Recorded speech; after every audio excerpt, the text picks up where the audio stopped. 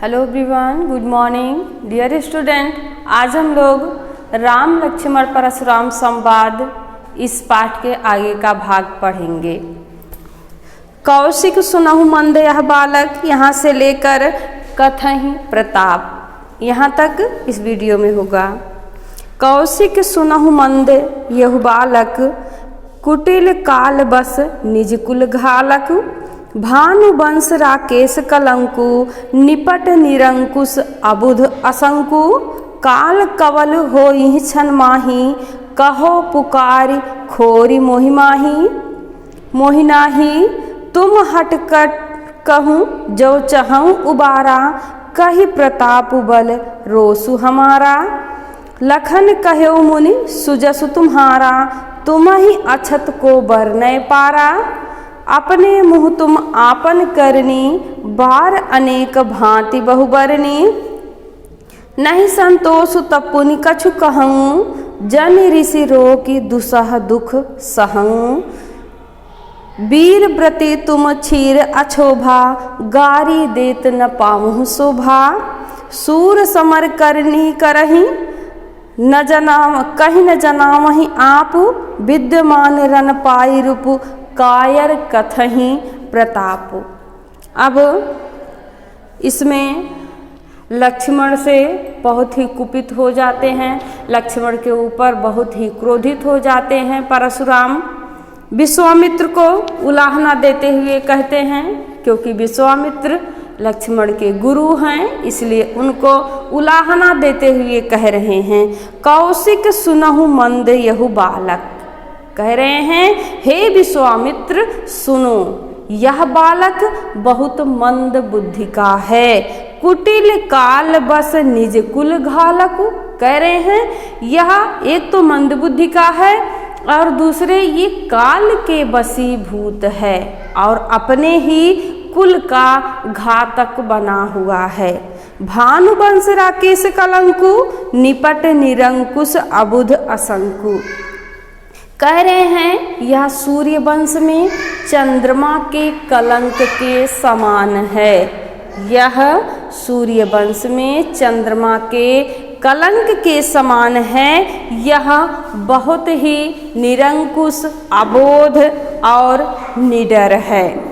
काल कवल होई छन माही, कहूँ पुकारी खोरी मोहि माही। आगे कह रहे हैं अभी बहुत थोड़े ही समय में यह काल का ग्रास बनने वाला है, काल का कलेवा बनने वाला है। और यह बात मैं इस सभा में पुकार पुकार के कह रहा हूँ। तुम हट कहूँ जो चाहूँ उबारा, कही प्रताप बल रोसु हमारा। आगे कह रहे हैं हे विश्वामित्र, तुम अगर इस उदंड बालक को बचाना चाह रहे हो तो इससे मेरा प्रताप बल और क्रोध बताओ। लखन कहो मुनि सुजस तुम्हारा, तुम ही अछत को बरने पारा। अब जब परशुराम विश्वामित्र से इतना सब कुछ कहें तो लक्ष्मण भी क्रोधित हो गए।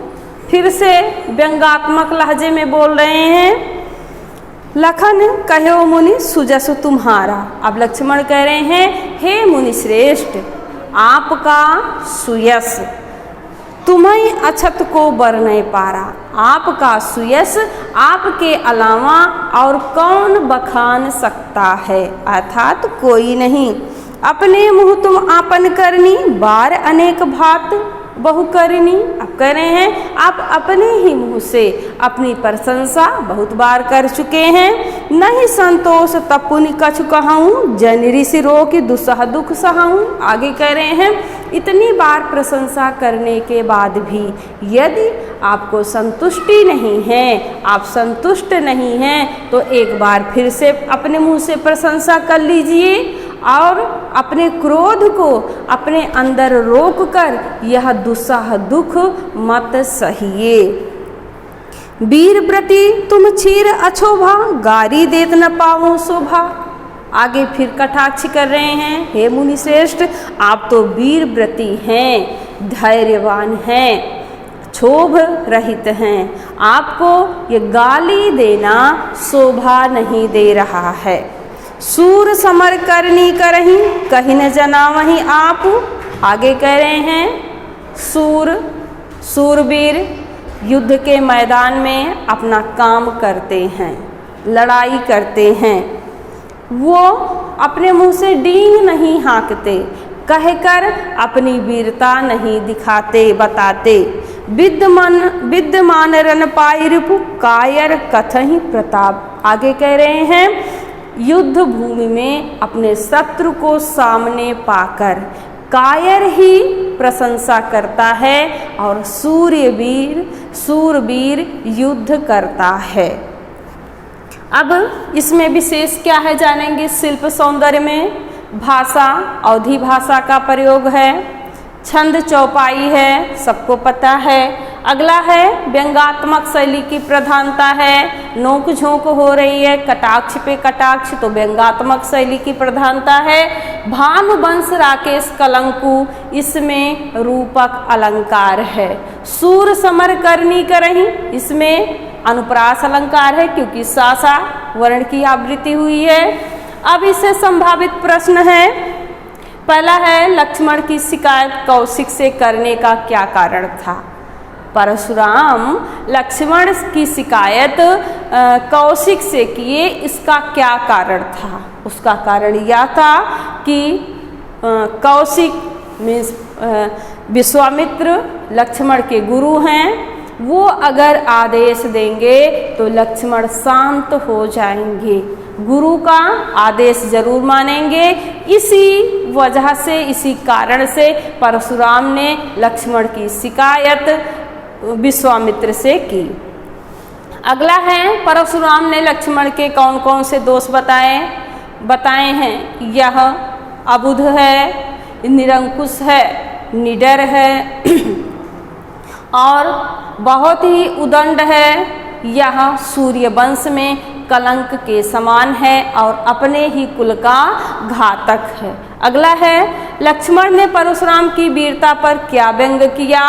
वीरता पर व्यंग किया कि जो सूरवीर होते हैं, जो योद्धा होते हैं, युद्ध क्षेत्र में लड़ाई करते हैं, युद्ध करते हैं, कायरों की तरह डींग नहीं हाँकते। आशा है आपके समझ में आ गया होगा। अगला हम अगली वीडियो में लेंगे। धन्यवाद।